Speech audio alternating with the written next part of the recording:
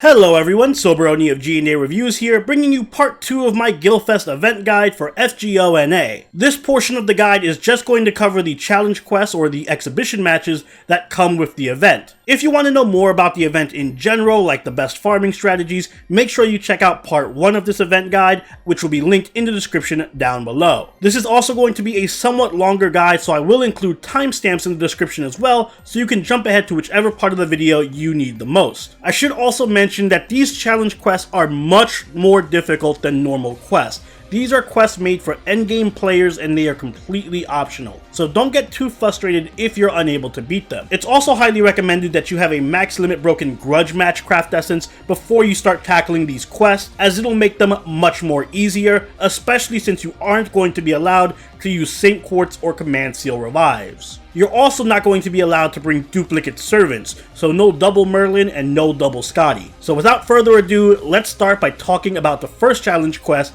Touta. Your first matchup is going to be against Touta. He's going to have 1.5 million HP and the break bar, and once you break that break bar, he's going to have another 3 million HP. The gimmick behind this fight is going to be all about card sealing and buff control. Now obviously Touta has a ridiculous amount of HP, but to make matters even worse, as soon as the battle starts, he's going to inflict a massive debuff on your team that's going to decrease their max HP by 500 every turn. In addition to that, he's also going to cycle between 3 different buffs every turn: the meat rice ball buff, the apple rice ball buff, and the salmon rice ball buff. All 3 of these buffs are going to do different things. The meat rice ball buff is going to apply a buster card seal and defense down to all of his attacks. The apple rice ball is going to inflict quick card seal and defense down to all of his attacks. And the salmon rice ball is going to inflict arts card seal and defense down to all of his attacks. This means that every turn after Touta hits someone, they're going to likely have their command card sealed for 3 turns, depending on which buff he has active. However, it's not all doom and gloom.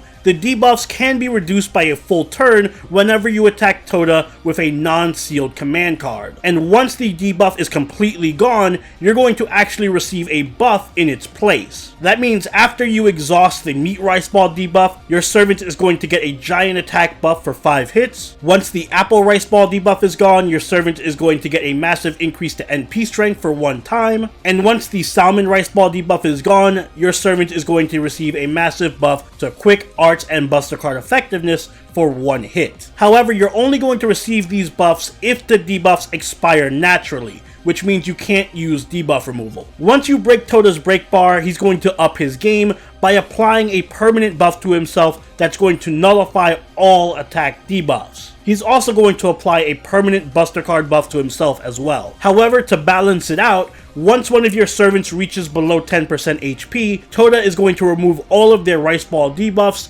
and increase their NP gauge by 300%. As far as strategy goes for this fight, it's all about buff management. You need to make sure that your main DPS is being debuffed by Touta. That way they can receive and stack the buffs that they'll eventually get, and they can use those buffs to deal massive damage to Touta's high HP. The apple rice ball buff is the most valuable because it can be saved for when you're ready to Noble Phantasm, as opposed to the other buffs which are going to almost immediately be used up. His HP isn't as bad as it seems, given that you're going to have a max limit broken grudge match, and the damage buffs that he gives you are pretty good. Now this is one of those challenge quests where it actually may be better to solo instead of using a team. That way you can avoid bad card RNG, because if he blocks all your arts cards and you have nothing but arts cards in your hand, you're going to basically forfeit a turn. But at the end of the day, this is all going to come down to a DPS race, so make sure to save your Noble Phantasm for when you have enough rice ball buffs. Remember that you get a full NP charge and a buff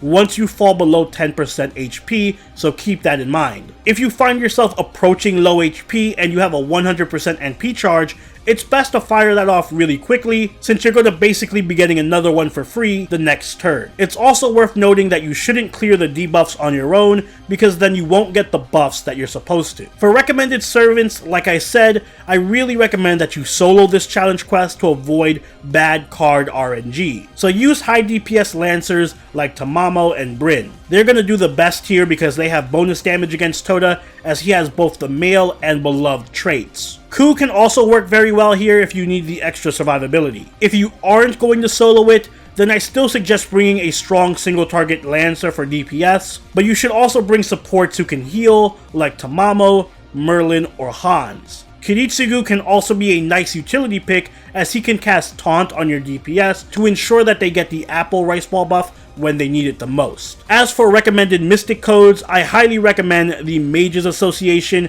if you're going to go in with a full team, because you're going to need that command card shuffle. Otherwise, if you're going to solo run, I highly recommend Atlas for the invincibility and cooldown reduction. For the second challenge quest, you're going to literally be reliving 300 as you face off against Leonidas and 300 Spartans. Leonidas himself is going to have 220,000 HP with a break bar, and once that break bar breaks, he's going to have another 732,000 HP, and all of his Spartans have a wide range of HP. Leonidas is going to act as a buffer for this fight. Every turn he's going to grant a random buff to his Spartan allies. These buffs can be an increase to their crit rate, their crit strength, or even their attack. In addition, Leonidas himself has a supremely strong defense buff and damage reduction, so all of your attacks are going to do 99% less damage. Even defense-piercing attacks will be significantly hampered by this. And to make matters worse, he's going to constantly spam out his taunt skill, and also use his NP, which is a 3-turn taunt, basically forcing your team to only hit him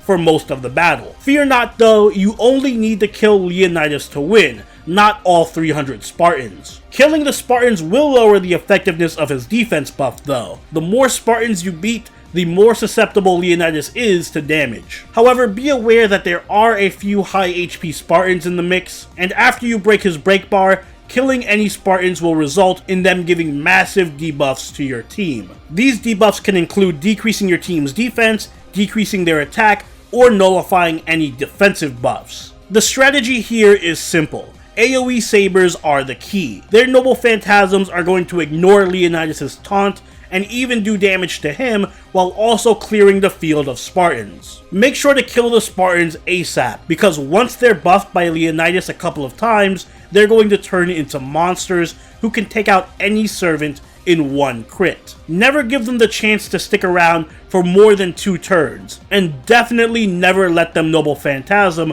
while they're buffed. On the other hand, there's no need to fear Leonidas' Noble Phantasm because it deals no damage. Save your AoE Noble Phantasms for the turns that you're being taunted so that you don't waste them. Also, you should try taking out as many Spartans as you can before breaking Leonidas' break bar, because once you do, killing any more Spartans comes at a significant cost. It's also important to note that the Spartans are basic bronze tier enemies, which means they are highly susceptible to instant death. For my recommended servants, I highly suggest that you bring an AoE DPS saber like Mordred, Artoria, Nero, or Saber Alter. You can go with whoever your strongest is, although Nero is great because she gives you an extra bit of survivability in those cases that may get out of hand. Alternatively, instant death is extremely useful here, so Nitocris and Saber Shiki are going to be MVPs. Saber Shiki is probably the best overall choice, as she can kill off the Spartans easily while still doing major damage to Leonidas himself. Although Nitocris is also fantastic for clearing early Spartan waves, since her low damage won't run a high risk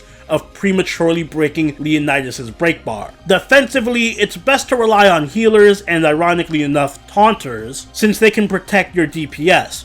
Leonidas, George, Mosh, and Merlin are all excellent choices. For Mystic Code, I highly suggest going with Atlas because it gives you the best general survivability. Moving on to challenge quest number 3, you're going to be up against Okadai Izou. Izou's going to have a max HP of 350,000 along with a break bar, and once that's broken, he's going to have 1.2 million HP. Izou's gimmick is going to require you to mix up your attacks. He cannot be hit by the same card attack twice. That is to say that you cannot use the same 2 cards against him in a row. Once you hit him with a quick arts or buster card, he's going to immediately gain resistance to that card type until he's hit by another card type, in which case he's going to gain resistance to that, and so on and so forth. But that's not all. At the end of the turn, depending on which card he has resistance to, he's going to perform a special action. If he has quick card resistance, he's going to increase his crit strength for 5 turns. If he has arch card resistance, he's going to drain all of your crit stars. And if he has buster card resistance,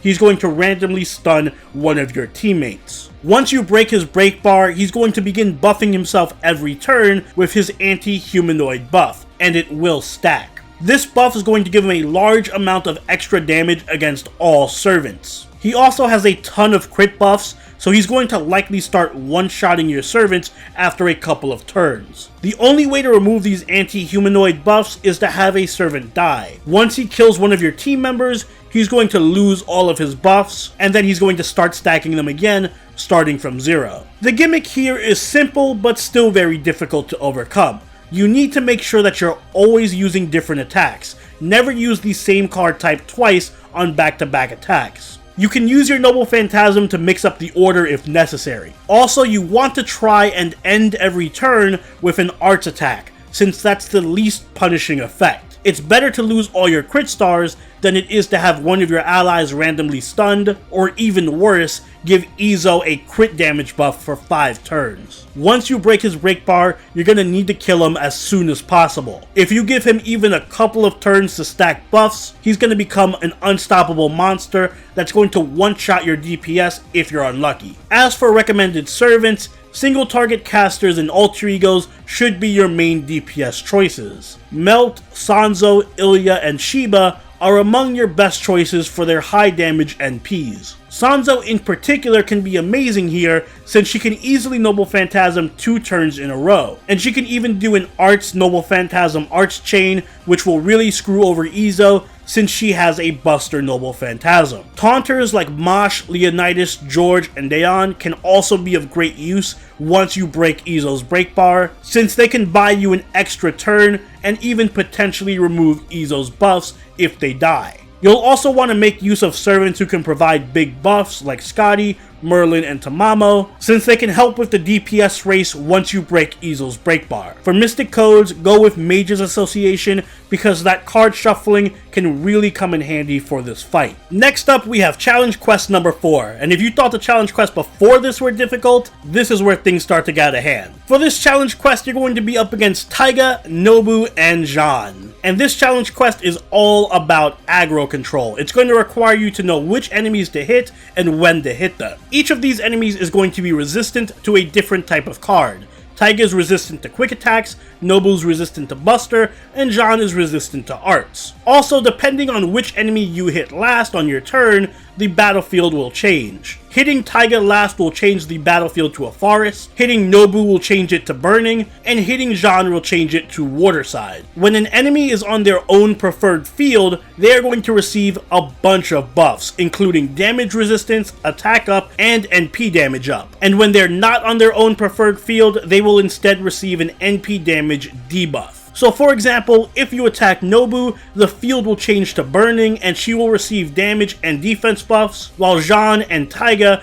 will receive NP debuffs. However, to further complicate matters, once you break an enemy's break bar, they will then change the field twice instead of just once. So after breaking her break bar, Taiga will change the field to forest and water when she's attacked, Nobu changes it to burning and forest, and Jean changes it to water and burning. This results in 2 enemies receiving buffs instead of just 1, so you have to pick your targets very carefully. The strategy for this fight isn't so simple, and it largely depends on what servants you have to work with. Naturally, you're going to want to plan your attacks in such a way that Taiga, Jean, and Nobu never have field advantage during their NP turn. Avoid that at all costs. So mix up your attack targets when appropriate to change the field to your advantage. As for offense, you're going to want to focus down one enemy at a time, preferably Nobu first because of her crits and general card damage, which hurt a lot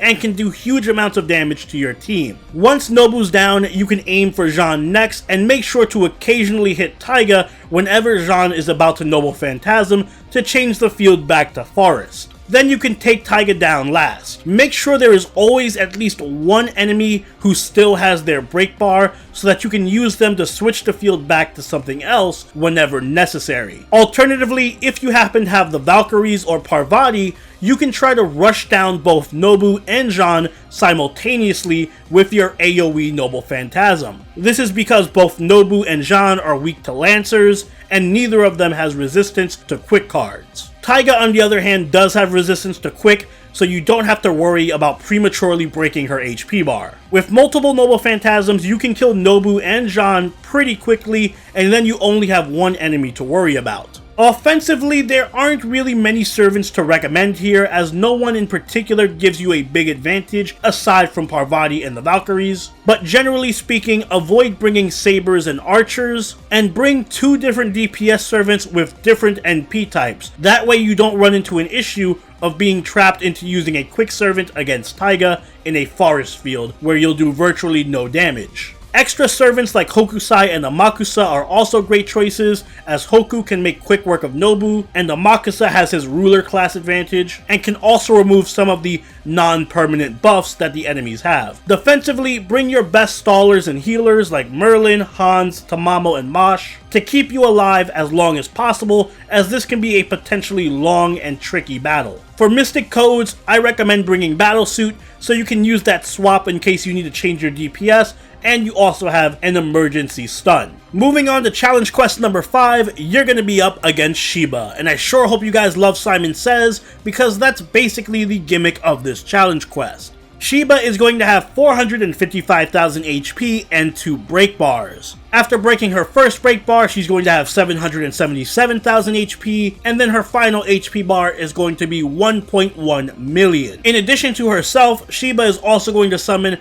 2 assassin class Yakuza enemies to help her fight. At the start of the battle, Sheba is going to gain 15 stacks of the Money Wall buff. This is a special buff that significantly reduces damage. She's also going to gain an additional 5 stacks of this buff every time you break her break bar. The only way to remove these defensive buffs from her so that you can actually deal damage is by fulfilling conditions that she gives you every turn. Every turn, Sheba is going to randomly give your team 1 or 2 buffs. These buffs can be anything from attack up to invincibility, and they all have a one-time effect. The catch is that these buffs are going to be considered loans, and if you don't activate the effect of the buff before the end of the turn, Sheba is going to consider the loan unpaid, and give herself a buff while also giving you an unremovable debuff. If you do manage to fulfill the conditions of the loan, then Sheba is going to lose 1 stack of her money wall for each loan that you fulfill. The amount of loans she gives you every turn is also going to fluctuate depending on how much HP she has. When she has 2 break bars, she's going to cast 1 or 2 loans on your team every turn. When she has 1 break bar, she's going to grant 3 to 4 loans every turn. And when she's down to her final HP bar, she's going to grant a full 5 loans to your team every turn. These loans and penalties are going to differ depending on what buff she grants your party, and there's going to be a lot of them. So instead of going through each of them individually, I've included them on the screen right now, so you can pause the video and take a look for yourself. But basically, this is going to be exactly like Simon Says. You must fulfill the conditions of whatever buff Sheba gives you in order to weaken her. And if you don't, then you're going to be penalized with debuffs while she gets even stronger. Aside from Sheba, the random Yakuza enemies can also mess you up, as they have their own set of skills. These skills include being able to stun someone in your party,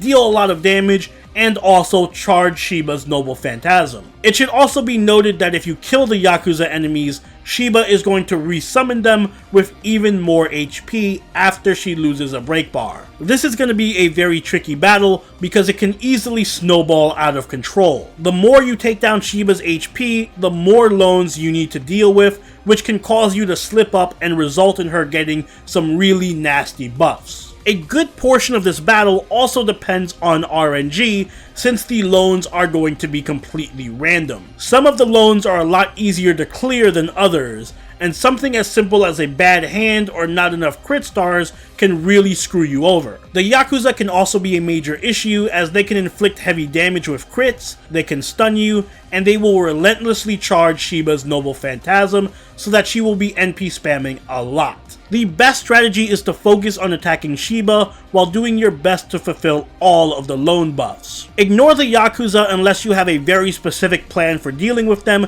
because they can inflict some very devastating debuffs on your team when they're killed. And since Sheba can resummon them anyway, it's usually not worth bothering with them. This battle can be very frustrating because it is a bit RNG dependent, so it may require a few restarts. But don't get too tilted if you miss 1 or 2 lones, because that's completely normal. It also helps to bring a really strong single target rider to deal with Sheba as quickly as possible, and also have some supports who can stall and keep Sheba away from your DPS. For recommended servants, as I said, single target riders are the way to go.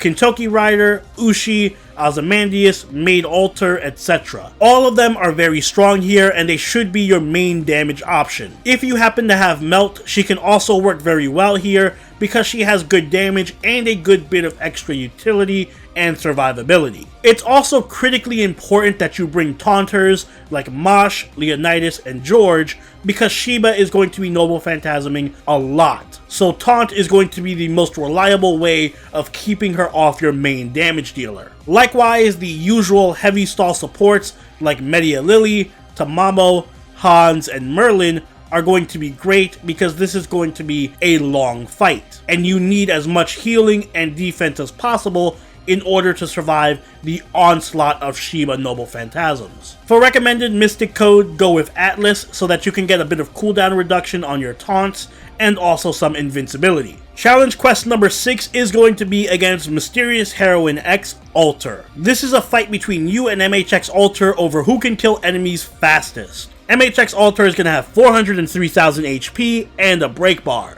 After you break her break bar, she's going to have a whopping 10 million HP. The fight is going to start you out against MHX Alter and 2 other generic enemies. Every generic enemy in this fight is going to grant a special buff or debuff to whichever servant kills it. This includes MHX Alter herself, as she can perform a special action every turn that's going to instantly kill one of her own allies and steal their buffs or debuffs for herself. Very much like King Hassan did in last year's Nerofest. You can also steal the buff for yourself before MHX Alter gets to it by killing the enemies before she can. Once you break her break bar, MHX Alter is going to get an astronomically high 10 million HP, as well as supercharged buffs to her attack, her crit chance, and her crit damage, and her NP is also going to charge by 1 arrow every turn. However, she's also going to gain a delayed debuff that activates after 17 turns have passed, called Low Energy.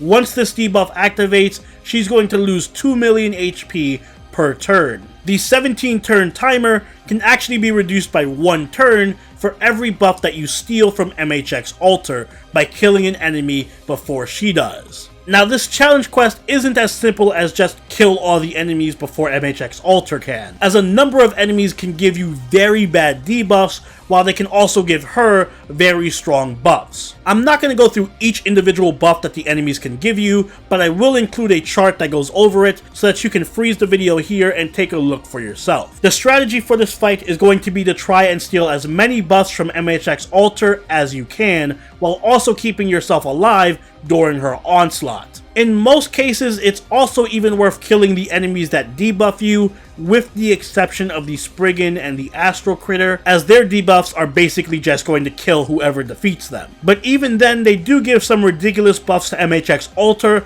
so it may be worth killing them yourself and sacking off a servant, or using someone with guts if you can. The whole point of this fight is being able to choose who you kill wisely. It's also important to keep in mind that some of the debuffs that you get can be cleansed, so debuff removal is very important here. But always keep in mind that the more enemies you kill, the faster you can get rid of MHX Alter, and that is imperative, because she is super strong once you break her break bar. A crit or a Noble Phantasm from her is enough to even one-shot a foreigner in some cases, and she basically melts everyone else in 1 or 2 attacks because she's a berserker. So you'll want to really limit her turns as much as possible with stuns or stalling with invincibility. Once you've stalled long enough that her own low energy buffs kicks in and starts killing her, you've basically won. Just always remember to check the buffs and debuffs that each enemy gives you before you kill them. For recommended servants, I suggest foreigners like Abby and Hokusai, since they can generally take some hits from MHX Alter while still dealing back significant damage.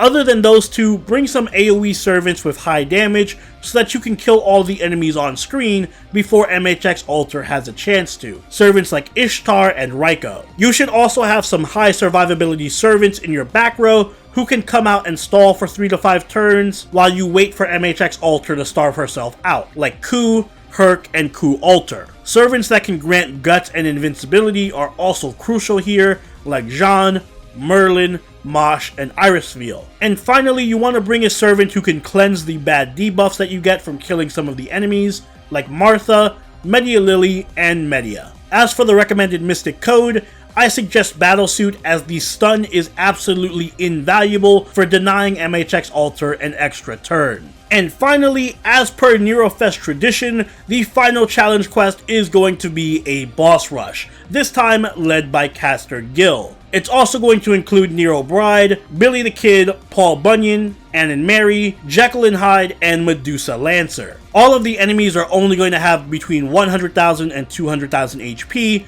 and no break bars. However, that doesn't mean that this is going to be an easy challenge quest. The reason being that every single one of the enemy servants grants a special effect to their allies while they're on the field, and also grants a special effect once they're dead. This means that kill order is going to be extremely important, as some enemies' presence on the field is far worse than others. Starting off with Nero Bride, she's going to grant her entire party resistance to NP damage, which means your Noble Phantasms are going to be basically doing no damage. And in addition to that, anytime one of her allies is defeated, she is going to instantly gain max NP charge and improve her NP damage for 1 hit. If you happen to defeat her, she's going to grant all of her allies guts, reviving them with 15% HP 3 times each. Billy the Kid is going to grant party-wide ignore defense, and if you happen to kill him, he's going to change that to party-wide ignore evasion. His attacks will also inflict 300 burn damage with each hit. Paul Bunyan is going to give all of her enemies offensive buff block, and if you kill her, she's going to remove all of your defensive buffs. In addition, she also heals for 30,000 HP every turn. Ann and Mary are going to give their party an increase to their attack based on how low their HP is, and if you happen to kill them, they're going to reduce the defense of whoever killed them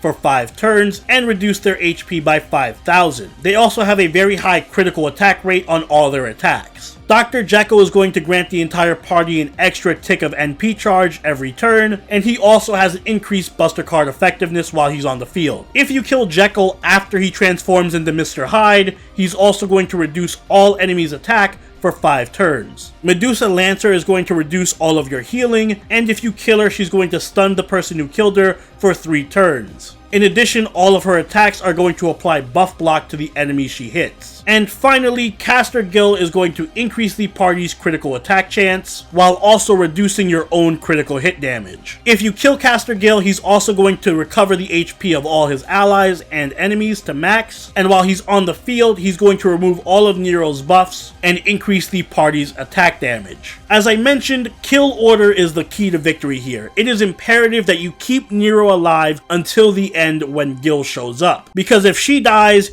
you're going to need to deal with everyone having constant guts revives. But keep in mind that so long as Nero is alive, she's going to NP every single time you kill an enemy, and she's going to essentially prevent you from dealing any damage with your own NPs. So you'll need to rely on good old command card damage and only kill enemies if you have an invincibility or something available to protect yourself. The kill order I recommend is taking out Bunyan first, because the buff block is the most annoying effect to deal with. Plus, as an AoE berserker, she has the potential to wreck your team. Just make sure that when you kill Bunyan that you stun Nero, because she will remove all of your defensive buffs once she dies, which would prevent you from casting invincibility to block Nero's NP. After you kill Bunyan, you should focus on trying to take out Billy next so that you can rely on your defensive buffs to keep your servants alive. After that, make sure you kill Jekyll next before he can transform into Mr. Hyde, because the NP charge effect that he gives can be very annoying. Nero can also charge her NP, which leads to sudden and surprise NPs from her. After Jekyll, Medusa should be next. Just make sure that you don't kill her with your main attacker unless you have debuff removal ready, because that 3-turn stun can be horrible. Once Gil is on the field, he's going to nullify all of Nero's buffs, and you can easily NP and kill all 3 remaining enemies. Just make sure that you kill Nero last so that you don't have to deal with that extra guts. For recommended servants, you should just go with your best single target damage dealer here, preferably a DPS with high survivability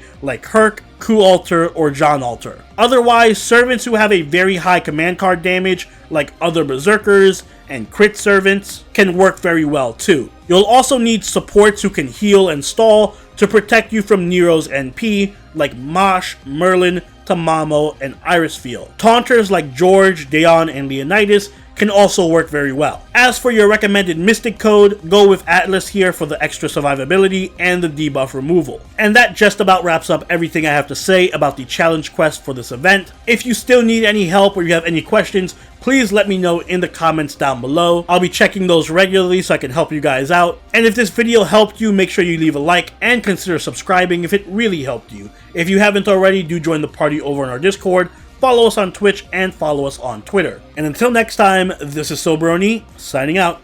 Later.